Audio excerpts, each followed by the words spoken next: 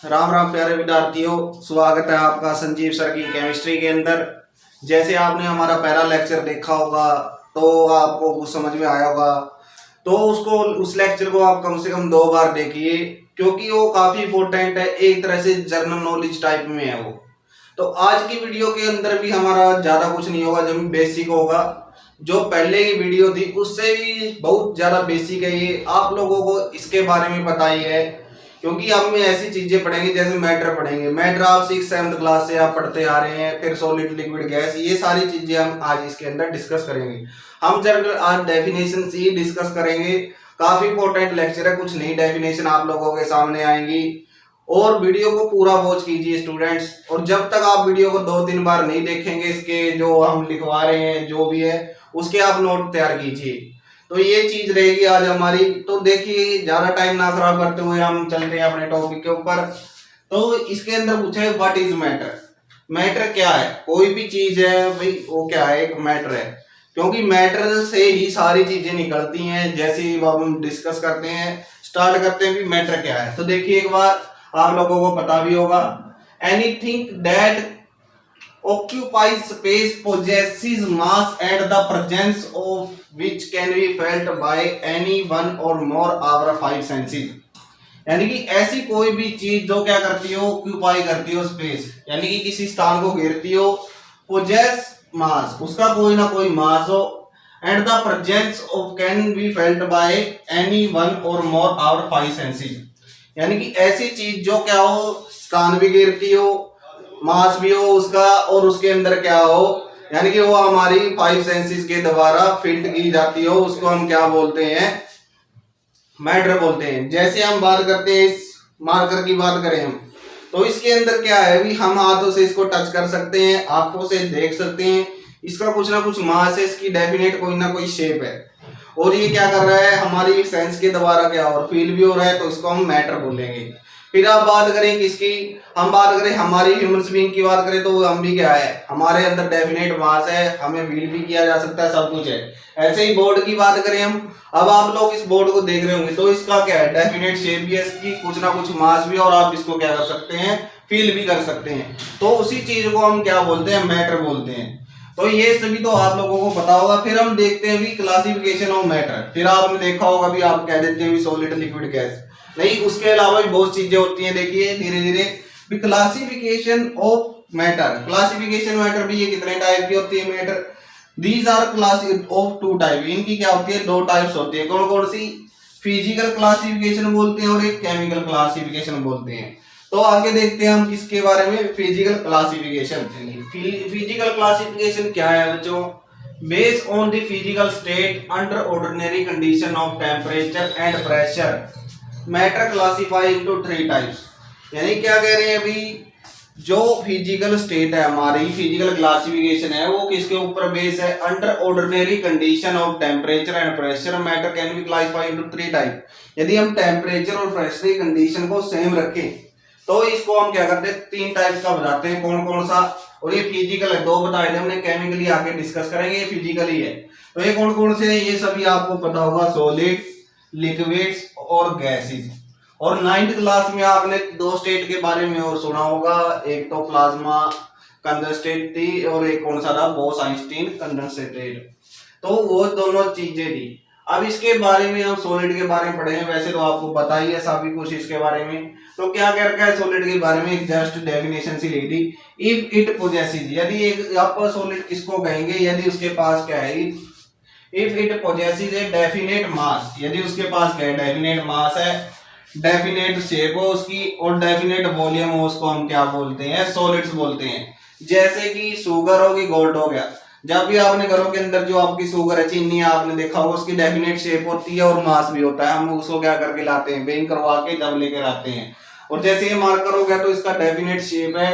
कैसी शेप है इसकी? सिलेंड्रिकल शेप होगी, इसकी डेफिनेट मास है और डेफिनेट इसका वॉल्यूम है। तो उसको हम क्या बोलेंगे, सॉलिड बोलेंगे। फिर बात करें हम लिक्विड की। लिक्विड के अंदर क्या होता है बच्चों, if it possesses a definite मास। इसका डेफिनेट मास होता है, ए डेफिनेट क्या, वॉल्यूम, इसका डेफिनेट वॉल्यूम होता है, बट नॉट डेफिनेट शेप। लेकिन इसकी क्या है, डेफिनेट शेप नहीं होगी। एग्जाम्पल क्या है, वाटर एंड ऑयल। अब आपने देखा भी होगा, जैसे हम क्या करते हैं, कोई भी ऑयल लेने जाते हैं या फिर आपने वाटर देखा हो, जब हम उसको क्या करते हैं बोतल के अंदर पा लेते हैं, बोतल के अंदर पाने के बाद वाटर का क्या है, उसका डेफिनेट वॉल्यूम हो गया, मतलब 1 लीटर था, 2 लीटर था, कितना था, और उसकी क्या थी, उसका डेफिनेट मास भी हो गया। हम उसको क्या कर सकते हैं, वे कर सकते हैं कितना मास था उसका, लेकिन but not definite shape, shape उसकी डेफिनेट नहीं है। यदि आपने किसी ग्लास में डाल दिया उसको तो ग्लास की शेप ले लेगा, यदि आपने बोतल्स के अंदर डाल दिया बोतल की शेप ले लेगा, बकेट्स के अंदर डाल दिया बकेट की शेप ले लेता है। तो लिक्विड की क्या नहीं होती, डेफिनेट शेप नहीं होती। फिर हम बात करें किसकी, गैसियस स्टेट की। गैसियस क्या होते हैं, if it neither poses a definite volume nor a definite shape. अब ना तो इनका डेफिनेट मास होता, मास के बारे में हम डेफिनेट नहीं कह पाते क्योंकि हमें पता ही नहीं है भाई वो कितना मास घेर लेता है। जैसे हम इस कमरे की बात करें जहां पर भी आप बैठे हैं, किसी भी एक आप क्या करें अज्यूम करें, तो हम उसके अंदर ये नहीं बता पाते भी इसके अंदर कितनी गैस है, उसका शेप कैसे है, उसका मास क्या है, उसका वॉल्यूम क्या है, क्योंकि जैसे ही हम क्या करते हैं इस कमरे के अंदर छोड़ दिया किसी कमरे के अंदर, तो गैस पूरे कमरे की शेप ले लेती है। तो ये कोई भी डेफिनेट इसका शेप नहीं होता, डेफिनेट कोई वॉल्यूम नहीं होता, और मास भी क्या होता है, नेग्लिजिबल होता है। वैसे हम करके लिक्विफाई करके उसको देख सकते हैं, लेकिन उस टाइम पे भी हम पूरा डेफिनेट नहीं हो सकते उसके बारे में, तो उसको हम बोलते हैं क्या, गैसियस स्टेट। एग्जांपल है हमारे नाइट्रोजन, ऑक्सीजन, एलपीजी, सीएनजी, जो भी आप समझे सारे के सारे हैं। अब उनको लिक्विफाई करके हमने उसके अंदर डाल दिया है, लेकिन उसके अंदर भी बहुत सारे मिक्सचर होते हैं। तो ये था हमारा किसके बारे में, फिजिकल क्लासिफिकेशन के बारे में। ठीक है, तो अब हम देखेंगे क्या, केमिकल क्लासिफिकेशन। केमिकल क्लासिफिकेशन का मतलब क्या होगा, जो ब्रॉडली स्पीकिंग मतलब बड़े तौर पे बात करें तो ऑल काइंड ऑफ मैटर में बी क्लासीफाई इनटू 2 टाइप्स। ये क्या होगी, हमारे पास 2 टाइप्स की होगी। कौन कौन सी, होमोजीनियस और हेट्रोजीनियस। होमोजीनियस कौन सी है बच्चों, homogeneous if it has uniform composition identical properties through out. मतलब क्या होगा, इसकी एक कंपोजिशन हो, यानी कि जब हम देखें वो हमें एक ही टाइप का मिले, उसको हम क्या कह लेंगे, होमोजीनियस कहेंगे। मतलब सारी जगह एक ही तरह का दिखे, यानी कि जो सिर्फ एक ही पेज के अंदर हो। जैसे कि हम अल्कोहल इन वाटर डाल देते हैं तो एक कंपोजिशन हो जाएगी, उनकी दोनों के दोनों दिखाई देंगे। जैसे हमने शुगर को डिसोल्व कर दिया, डिसोल्व करने के बाद हम शुगर को अलग नहीं कर सकते, वाटर को अलग नहीं कर सकते, वो भी वन फेज होगी। ऐसे ही साल्ट को हमने वाटर के अंदर ऐड किया तो वाटर और शुगर दोनों के दोनों अलग नहीं दिखेंगे, उस दोनों के दोनों सेम दिखेंगे हमें, तो उसको हम बोलते हैं होमोजीनियस। हेट्रोजीनियस क्या होगा, it has non uniform composition. इसके अंदर कंपोजिशन सेम नहीं होगी। क्यों नहीं होगी, जैसे हमने वाटर के अंदर मिट्टी डाल दी तो मिट्टी आपको अलग दिखाई देगी, आप और आपको जो वाटर है वो अलग दिखाई देगा। या हम किसी और चीज की बात करें और कुछ ऐड करते हैं, जैसे आयरन का पीस डाल दिया वाटर के अंदर तो आयरन अलग दिखेगा हमें, और जो क्या होगा हमारा वाटर है वो अलग दिखेगा। दोनों ही कंपोजिशन क्या होगी, डिफरेंट होगी, उसको हम क्या बोलते हैं, हेट्रोजीनियस बोलते हैं। It consist A number of phase, और इसके अंदर क्या हो सकती है, नंबर ऑफ फेज हो सकती है, सॉलिड, लिक्विड, गैस, तीनों अलग अलग हो सकते हैं। और यानी तीनों अलग अलग होंगे, 2 भी हो सकते हैं, 3 भी अलग अलग हो सकते हैं, उसको हम बोलते हैं क्या, हेट्रोजीनियस। जैसे हमने केमिकल क्लासिफिकेशन ब्रॉडली वे में पढ़ी थी, वो डिफरेंट टाइप की थी, लेकिन जो साइंटिफिक वे की बात करें हम क्लासिफिकेशन ऑफ किसकी, केमिकल क्लासिफिकेशन की, तो क्या है वो 2 टाइप से होती है। कौन कौन सी है भाई, प्योर सब्सटेंसेस और मिक्सचर। यानी कि यदि हम केमिकल क्लासिफिकेशन की बात करें तो वो 2 टाइप्स की होती है। वो कौन कौन सी है बच्चों, एक तो है प्योर सब्सटेंसेस और दूसरे है हमारे मिक्सचर। प्योर सब्सटेंस क्या होते हैं, फिर इसके आगे फिर फर्दर क्लासिफिकेशन होगी। पहले इसकी डेफिनेशन देखते हैं बच्चों, क्या कहा है अभी, प्योर सब्सटेंस किसको कहेंगे, a material containing only one kind of substance, जिसके अंदर सिर्फ क्या हो, एक काइंड ऑफ सब्सटेंस हो, उसको हम क्या बोलेंगे, प्योर सब्सटेंस बोलेंगे। जैसे हम बात करें किसकी, आयरन की बात करें। अब आयरन के अंदर क्या होते हैं, आयरन के ही एटम मिलेंगे हमें, यानी कि एक प्रकार के एटम ही उसके अंदर हो। जैसे हम गोल्ड की बात करें तो गोल्ड के अंदर क्या होगा, गोल्ड के ही एटम मिलेंगे, तो उसको हम बोलेंगे प्योर सब्सटेंस। यानी कि जो प्योर चीजें होती है वो क्या आती है, प्योर सब्सटेंस आ गई।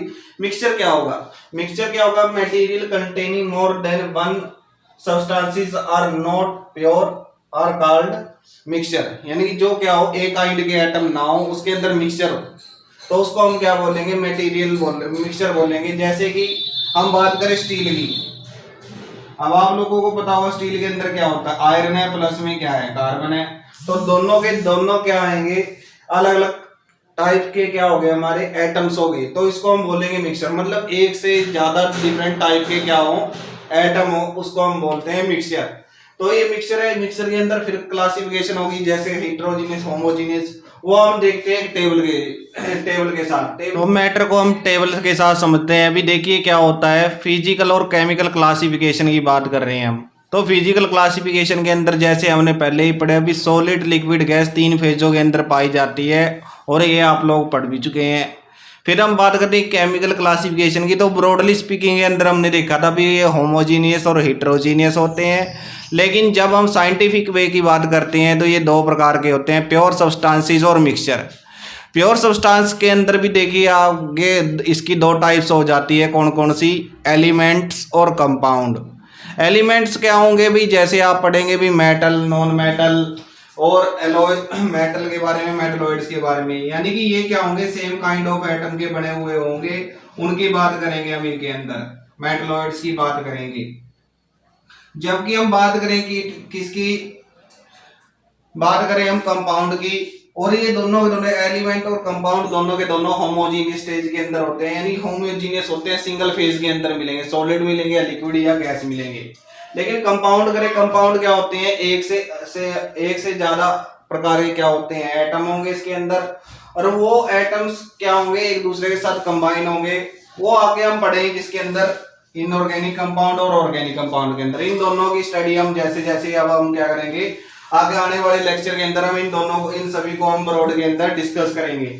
ऐसे ही मिक्सचर आप लोगों को पता होगा, होमोजीनियस और हेट्रोजीनियस, हमने बताया भी था, दोनों के दोनों सेम है। और ये क्या होता है भी, ये सॉल्यूशन की फॉर्म के अंदर होता है हमेशा। वैसे ये सॉलिड, लिक्विड, गैस हो सकते हैं, लेकिन जो सॉल्यूशन होते हैं हमेशा होमोजीनियस ही होते हैं। फिर हेट्रोजीनियस होगा, तो ये सारा था हमारा किसको लेकर, ये सारा था हमारा मैटर को लेकर। आगे हम क्या करेंगे, पूरे का पूरा डिस्कस करेंगे इसको और इनको, यानी कि पूरे का पूरा ब्रीफ के अंदर लेके जाएंगे और इन चीजों की स्टडी करेंगे हम। तो ये था हमारा भी। और क्या करेंगे, सभी वीडियो को लाइक करें और वीडियो के अंदर कमेंट करेंगे भी कौन कौन आप इस वीडियो को पूरा देख रहा है, अपना नाम लिखें और अपने जो भी गांव का नाम है, शहर का नाम है, वो लिख के कमेंट के नीचे लिखे। वीडियो आपको कैसी लगी, थोड़ा सा सराउंडिंग के अंदर क्या है, दिक्कतदारियों की, जो बैकग्राउंड के अंदर काफी आवाजें आती हैं, तो उसको क्या कीजिएगा भाई, नेगलेक्ट कीजिएगा, क्योंकि क्या कर रहे हैं, वीडियो सभी घर पे बन रही है, तो ये सारी चीजें आप देखेंगे। तो वीडियो को जितना ज्यादा हो सकता है शेयर कीजिए, क्योंकि ना रहेगा आपके मन में कोई खतरा, ना रहेगी कोई मिस्ट्री, क्योंकि आपके संजीव सर आप लोगों को पढ़ा रहे हैं केमिस्ट्री। Thank you.